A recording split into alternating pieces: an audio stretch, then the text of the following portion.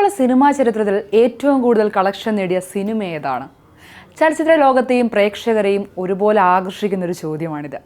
Hollywood ചിത്രം അവതാർ എന്നായിരിക്കും ഭൂരിഭാഗം പേരുടെയും ഉത്തരം, അല്ലേ? എന്നാൽ ടിക്കറ്റ് നിരക്കുകൾ വളരെ കുറവായിരുന്നൊരു കാലഘട്ടത്തിലെ സിനിമാ വിജയങ്ങളെ ഇന്നത്തെ വലിയ തുകകളുമായി താരതമ്യം ചെയ്യുമ്പോൾ ബോക്സ് ഓഫീസ് ചരിത്രം പൂർണ്ണമാകുമോ? ബോക്സ് ഓഫീസ് കണക്കുകളെ നമ്മൾ രണ്ട് രീതിയിലാണ് വിലയിരുത്തേണ്ടത്. ഒന്ന്, തിയേറ്ററുകളിൽ നിന്ന് നേരിട്ട് ലഭിച്ച യഥാർത്ഥ തുക. രണ്ട്, കാലപ്പഴക്കം അനുസരിച്ച് ടിക്കറ്റ് നിരക്കിലുണ്ടായ വ്യത്യാസം, അതായത് ഇൻഫ്ലേഷൻ ക്രമീകരിച്ചുകൊണ്ടുള്ള മൂല്യം. അങ്ങനെയാണെങ്കിൽ ഇൻഫ്ലേഷൻ നിരക്കുകൾ മുൻനിർത്തിയുള്ള ലോക സിനിമയിലെ യഥാർത്ഥ കളക്ഷൻ നേടിയ ചിത്രങ്ങൾ ഏതൊക്കെയാണെന്ന് നോക്കിയാലോ?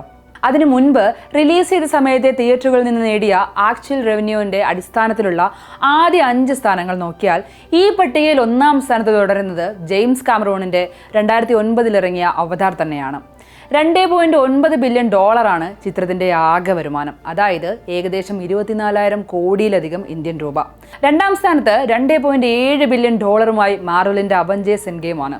3-ഉം 4-ഉം സ്ഥാനങ്ങളിൽ അവതാർ ദ വേ ഓഫ് വാട്ടറും ടൈറ്റാനിക്കുമാണ്.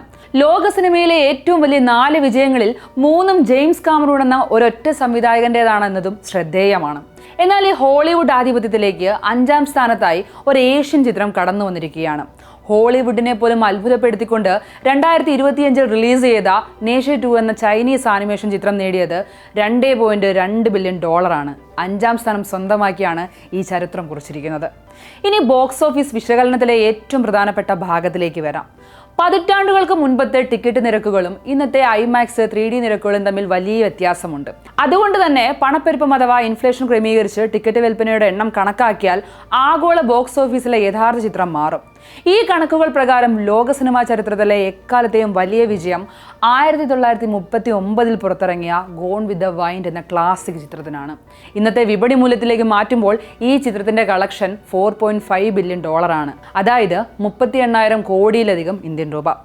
ലോക ചരിത്രത്തിൽ ഇത്രയധികം ആളുകൾ തിയേറ്ററിലെത്തി കണ്ട മറ്റൊരു ചിത്രം വേറെയില്ല. ഈ പട്ടികയിൽ 2-ാം സ്ഥാനത്താണ് ഇൻഫ്ലേഷൻ ക്രമീകരിച്ച് നോക്കുകയാണെങ്കിൽ അവതാർ വരുന്നത്. 3-ാം സ്ഥാനത്ത് ടൈറ്റാനിക്കും 4-ാം സ്ഥാനത്ത് 1977 റിലീസ് ചെയ്ത ഒറിജിനൽ സ്റ്റാർ വാർസുമാണ്. സാങ്കേതിക വിദ്യയും തിയേറ്റർ സൗകര്യങ്ങളും വർദ്ധിച്ച ഇന്നത്തെ കാലത്തും വലിയ കളക്ഷൻ നേടുന്നത് എളുപ്പമല്ല, എന്നാലും താരതമ്യേന എളുപ്പമാണ്. പതിറ്റാണ്ടുകൾക്ക് മുൻപ് സിനിമകൾ സൃഷ്ടിച്ച ജനപ്രീതിയെ മറികടക്കാൻ ഇന്നത്തെ റിലീസുകൾക്ക് ഇനിയും സാധിച്ചിട്ടില്ലെന്നാണ് ഈ കണക്കുകൾ വ്യക്തമാക്കുന്നത്. അതേസമയം ഹോളിവുഡിനെ ഭീഷണി ഉയർത്തിക്കൊണ്ട് ചൈനീസ് സിനിമകൾ ആഗോള വിപണിയിൽ നടത്തുന്ന മുന്നേറ്റം വരും വർഷങ്ങളിൽ വലിയ മാറ്റങ്ങൾക്ക് കാരണമായേക്കാമെന്നാണ് റിപ്പോർട്ടുകൾ.